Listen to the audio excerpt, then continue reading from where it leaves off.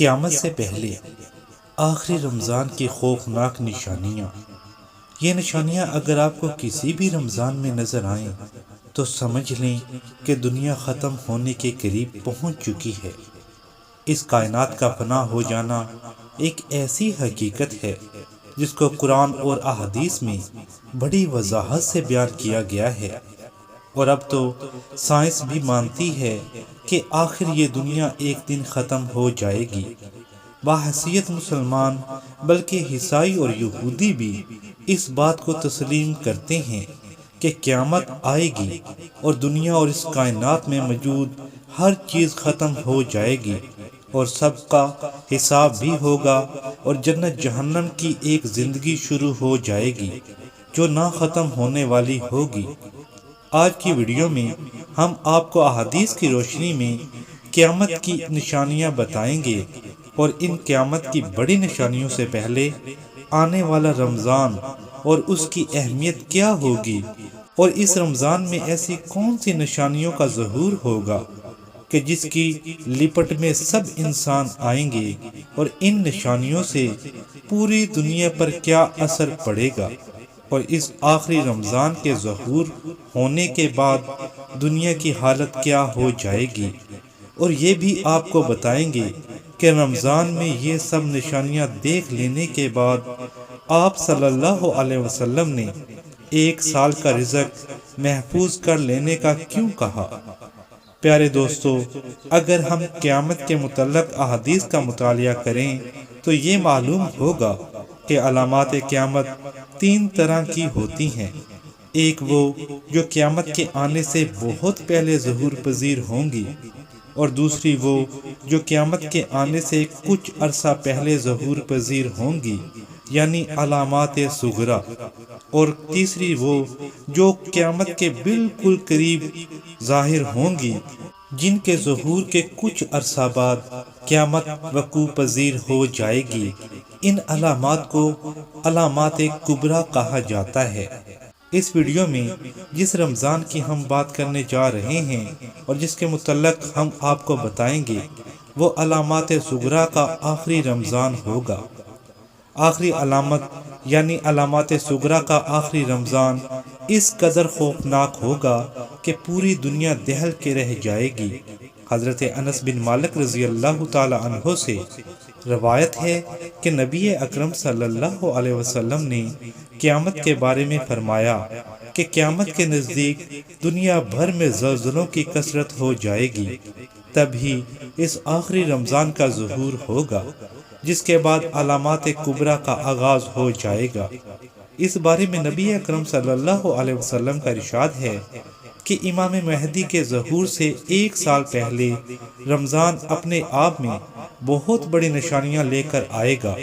اس رمضان میں ایک خوفناک آواز گونجے گی جس کو دنیا بھر کے لوگ سنیں گے، اور سب پر اس آواز کا اثر الگ الگ ہوگا۔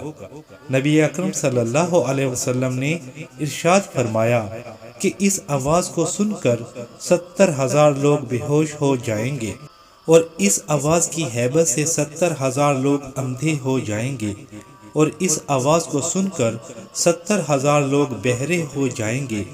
70,000 لڑکیوں کا کنوارا پن ضائع ہو جائے گا، اور پھر اس کے بعد سورج گرہن ہو جائے گا۔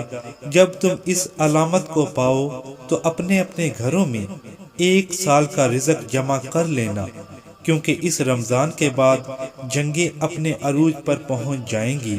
اس پر صحابہ رضی اللہ تعالی عنہ نے نبی اکرم صلی اللہ علیہ وسلم سے سوال کیا کہ یہ آواز رمضان کے کس حصے میں آئے گی؟ اس پر آپ صلی اللہ علیہ وسلم نے جواب دیا کہ وہ جمعہ کی رات ہوگی اور نصف رمضان ہوگا۔ اس آواز کے ظاہر ہونے کے بعد رمضان المبارک میں ہی سورج گرہن ہوگا۔ سورج گرہن کے بعد آسمان روشن ستون کی طرح ایک چیز ظاہر کرے گا جس کو دنیا کے تمام لوگ دیکھ لیں گے، لیکن نہ تو اس روشنی کے مرکز کا پتہ لگایا جا سکے گا اور نہ آواز کا۔ اس آواز کے بعد ملک شام میں خون ریزی اور قتل عام شروع ہو جائے گا، اور اس کے ساتھ ساتھ خراسان سے کالے جھنڈے بھی نکلیں گے، جب خراسان سے سیاہ جھنڈے نکل آئیں گے پھر میری اولاد میں سے امام مہدی کا ظہور ہوگا جو تمام مسلمانوں کے ساتھ مل کر کفار سے جنگ کریں گے۔ صحابہ نے سوال کیا کہ یا رسول اللہ، اس آواز سے بچنے کے لیے مسلمانوں کو کیا کرنا ہوگا؟ آپ صلی اللہ علیہ وسلم نے فرمایا کہ جو اس رات سجدہ ریز ہو کر اللہ کا ذکر کرتے ہوئے معافی مانگے گا وہی اس آواز سے محفوظ رہے گا۔ ایک اور حدیث میں ہے کہ رمضان میں ظاہر ہونے والی آواز سے وہی لوگ محفوظ رہیں گے جو یہ ذکر کریں گے کہ پاک ہے وہ ذات جس نے پوری دنیا کو پیدا کیا اور اس میں کسی بھی قسم کا کوئی نقص نہیں ہے۔